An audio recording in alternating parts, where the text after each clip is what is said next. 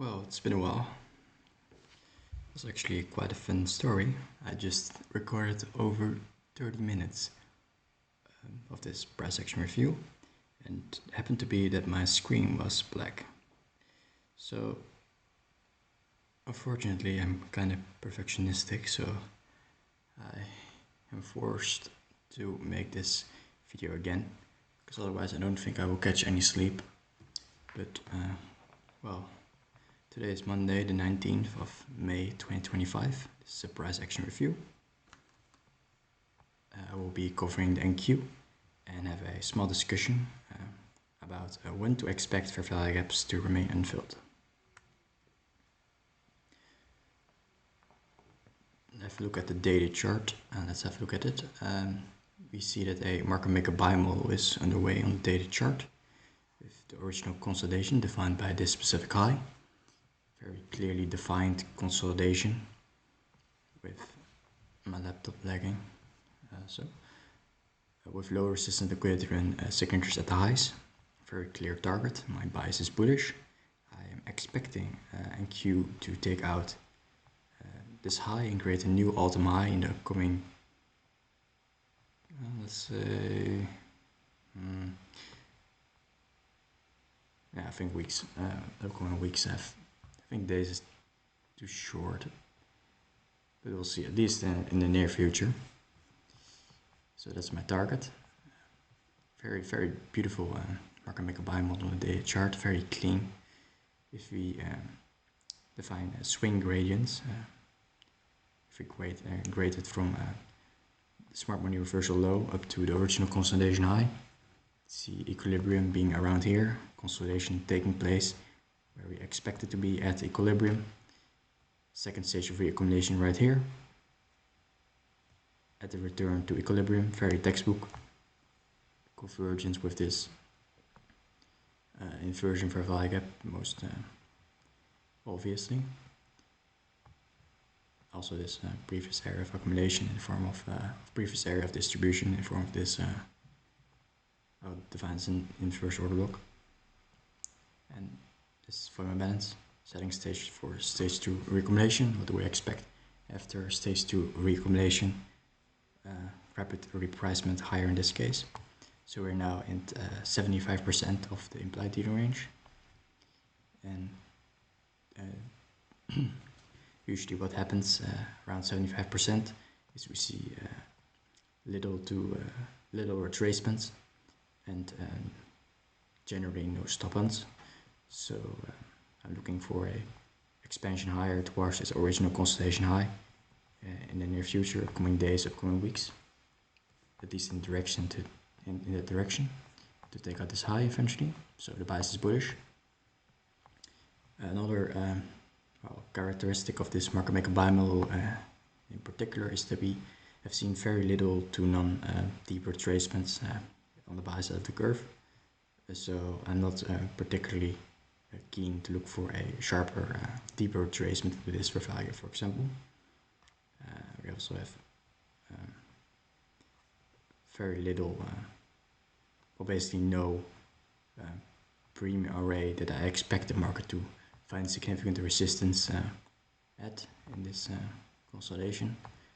Like for example, if you had like a very obvious bearish breaker here or a opposing fair value gap of significance, and perhaps we might see some resistance there and set up perhaps a stage for a deeper retracement that I don't really identify here with this fair value gap. It's the next draw on liquidity on the very near term for tomorrow, Wednesday. Tomorrow, Tuesday, and then Wednesday. Red vehicle high is still here intact. So I'm looking for higher prices. And for today was relevant on the daily chart was this consequent encouragement level defined by from this fair value gap. And the fair value gap high and low, and that was of importance on the lower time frame. Also, simple internal range liquidity to external range liquidity. And the reason why I also picked this fair value gap to expect the market to rally from is because you have a convergence on the lower time frame relative to the daily, that is the 4 hours, the next one, with this fair value gap converging with the daily fair value gap consequent encroachment level. See the convergence here very nicely. That's how price dips down into the level and rejects sharply. And here we have the basic logic of market mechanics. It sounds very fancy, but this basic, well, basically how this market moves from internal range liquidity to external range liquidity. Discount for value gap to old high, very simple. This was basically all you needed to frame a bullish bias. And what makes this more high probability is the fact that we have like a convergence with that daily fair value gap consequent encroachment level. But very, very simple ideas to frame this bullish bias for today. And it played it very nicely. Here you can also very clearly see on the 4-hour chart how reluctant it was, price action is, and was to trade lower and see like deep retracement. If here like a stop hunt, but that was it for value gap, and then just continue to grind higher, basically expand higher in between, but very little like short sellers really got punished all inside of this buy side of the curve of this market maker buy model. So I'm just really staying on the long side, basically framing most of my trades in the direction of higher prices, and only when we have like ideas like opposing end of the daily range, then I sometimes look for short setups, but with reduced risk and basically just signing of higher prices. I don't want to fight any of this bullish order flow, definitely not.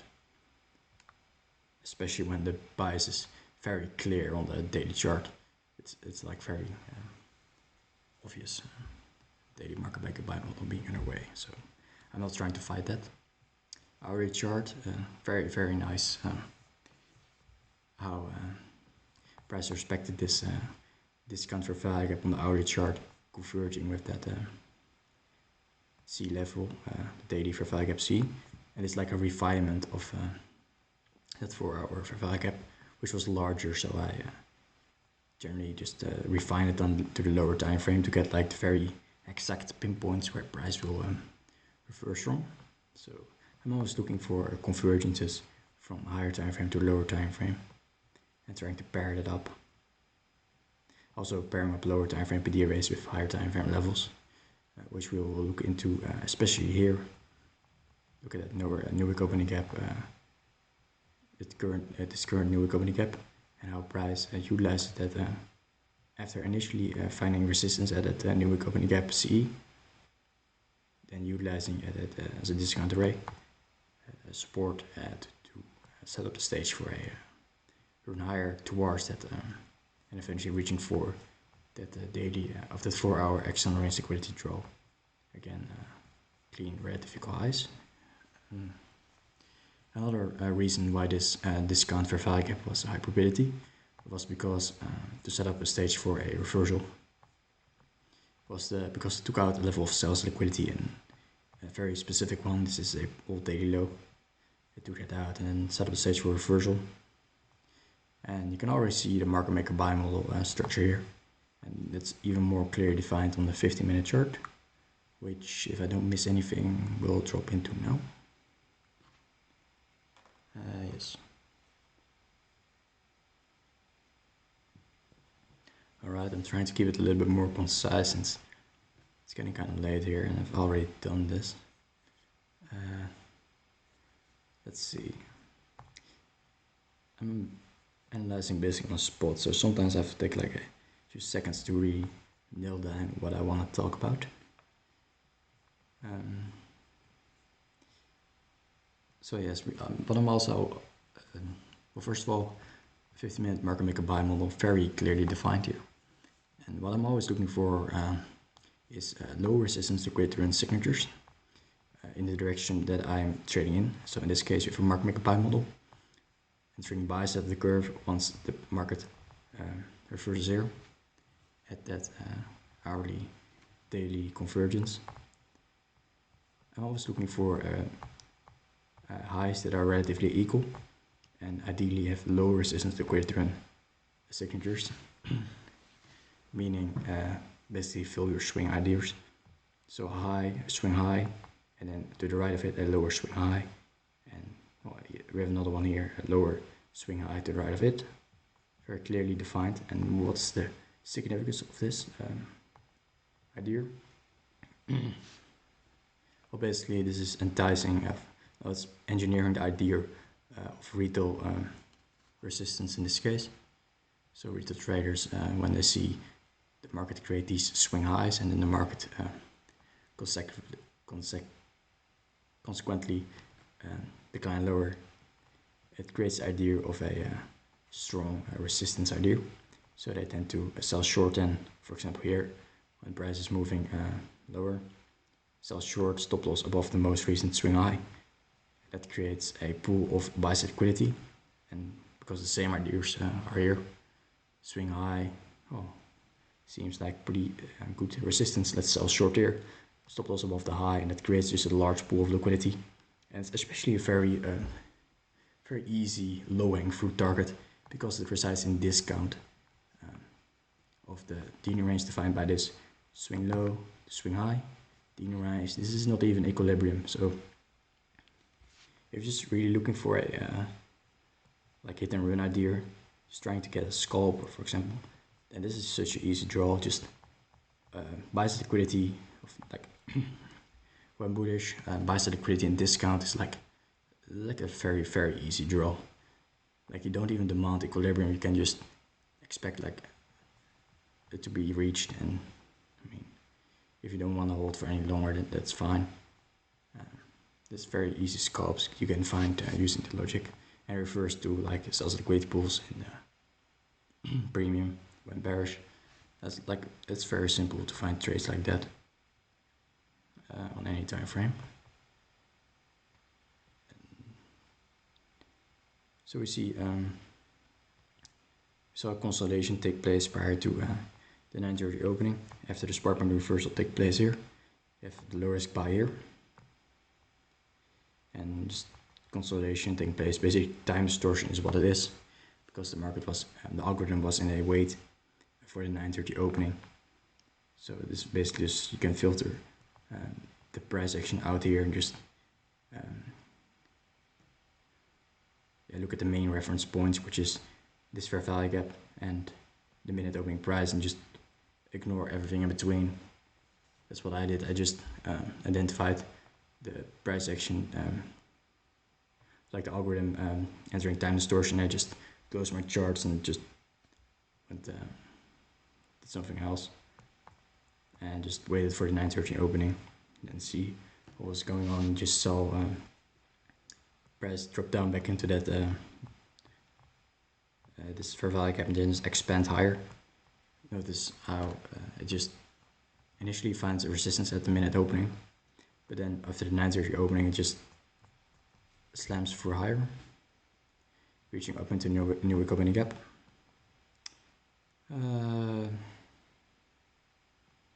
Yeah, one more note. We have the minute opening price.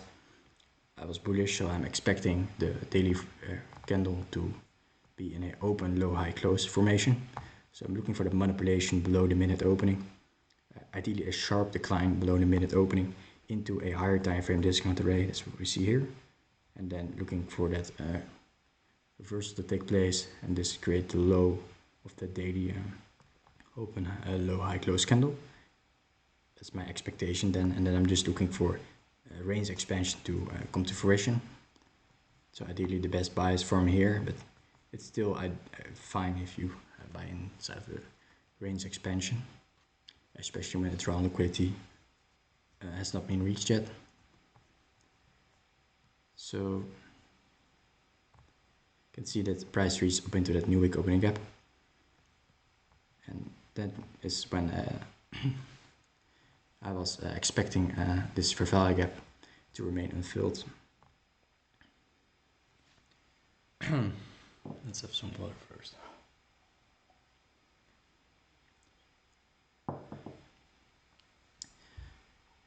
I've been talking for like an hour straight now. Need to calm down a bit. well, like the main reason why I expected this fair value gap to remain unfilled was because of the new week opening gap, and even more so because we have convergences between the new week opening gap and this inversion fair value gap. So like new week opening gap levels are just like a very great tool to be able to anticipate when gaps will remain unfilled, because you will tend to see, in this case, for example, with a new week opening gap right here around equilibrium of this implied D range of this market maker buy model.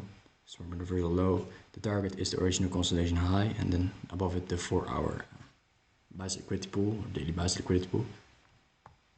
So whenever then when the market then trades up into this new week opening gap and shows unwillingness to trade below the new week opening gap low in this case, I'm just immediately looking for to remain unfilled, and I'm then very closely monitoring how price will behave at the consequent encroachment level of the new week opening gap. And as we can see here, the market initially reaches up into it, at initially resistance, very textbook, and then utilized as an inversion idea. So initially premium array, so measure of retracement, trades above it again, and used as a discount array to then send it much higher. And then when price reaches above this new week opening gap high, I'm just immediately just disclosing any ideas that would look for retracement down into this fair value gap or this fair value gap, especially when it's paired up with this with another PD array such as this inversion fair value gap. I'm just looking for it to find support at that new week opening gap high, and at most reach down into this new week opening gap CE. But because we already done it here, using it as a discount array here, I'm just looking for it to stay in the upper half. So I was actually looking for a trade idea here, but as you can already see here, the price action was high resistance liquidity in nature at this new week opening gap. Now that tends to take place, it can take place at like those new week opening gap levels, because you saw that price was looking to trade lower, but just was unwilling to do so. It was kept from doing so as it reaches back down into that new week opening gap again and this inversion of a gap. So I was looking for a long setup here, but it just sometimes, and I need to work on that, like mentally, sometimes when I know where the market is most likely to go to, but I can't logically frame a high probability setup, especially when I can't really frame a logical stop loss, which tend to take place in high resistance equilibrium conditions. Like in high resistance equilibrium conditions, when I know where the market is likely to go, it's still not easy to define a logical stop loss, because the market just can be going outside of its boundaries of normalcy. So I need to work on that a little bit more, to just remain patient and just let it pass instead of like wanting to be on that train, and not feeling bad afterwards if it just goes to where you think it's going to go, but you just couldn't frame a logical setup. Because what I, especially in the past, what then sometimes happened to me was I knew where it was mostly likely to go to, but the market was in high resistance equilibrium conditions, the algorithm was. And even though you know where it's most likely to go, you just get chopped up, basically, in the back and forth movement. And then when you're just in drawdown, then it sometimes just moves higher, and sometimes just grinds higher like it did here, just hovered higher, using again that new week opening gap high as a discount array. Same way it did with the new week opening gap CE.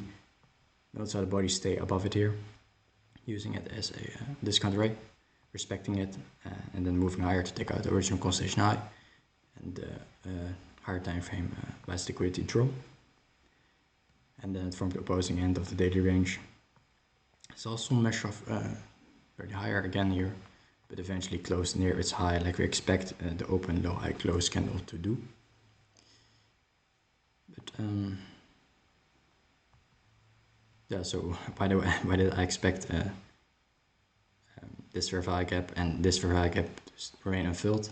Especially this one was because of the new week opening gap. I was looking, I was expecting that to act as a discount ray and set up and run higher, and just because for price to retrace from here down to this gap, it just has to overcome this inversion fair value gap, this consequent encroachment level of the new week opening gap, and this new week opening gap low, at least the lower quadrant. And if that would do that, that would just not be bullish to me, because it just denies, disrespects several discount like bullish PD arrays that I expect to hold when bullish. So that wouldn't be a good sign if it would do that, especially because it's closer to drawn liquidity. So that's with another confluence there. It's like in the upper 75%, so you wouldn't expect such a deep retracement there anyway.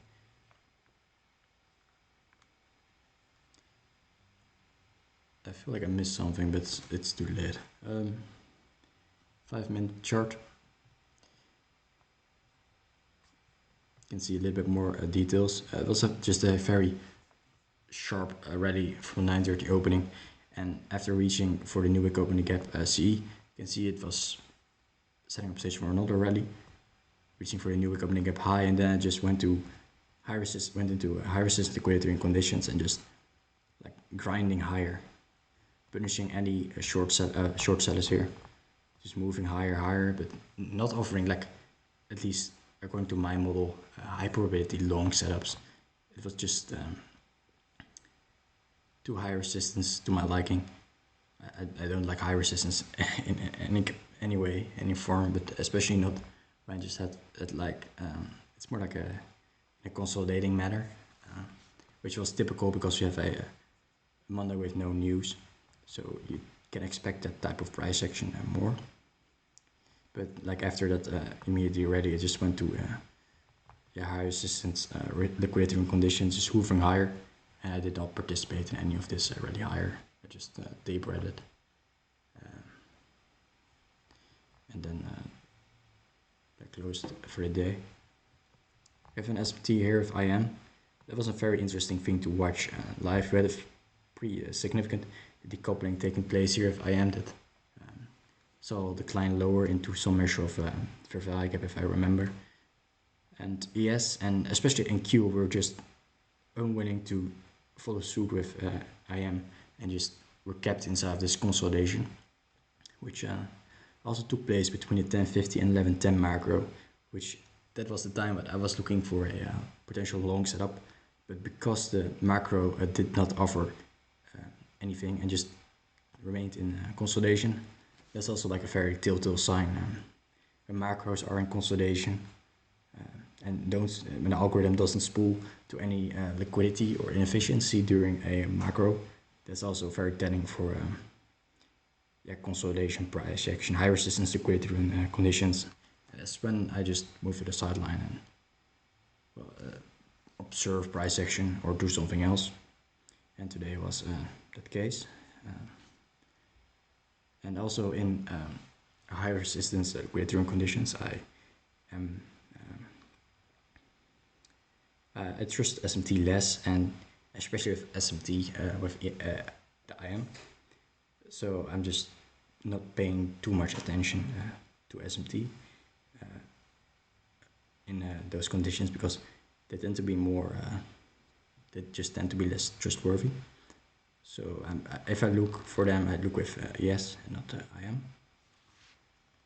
But we saw, that's pulling higher, like more like a grinding higher, just hovering higher, and eventually reaching for that draw, and then just going into the close in a consolidating manner. Here we have that another very textbook signature that you see take place when bullish. I always like to see that. If I'm looking for that, if price reaches up into a higher time frame premium array, or just premium array in general when bullish, and it's a significant one, I look for a initial rejection and potentially some retracement, and then look for expansion higher, and then utilize that premium array as a discount array. And in this case, it even fails to reach down into that new week opening gap low after that phenomenon took place.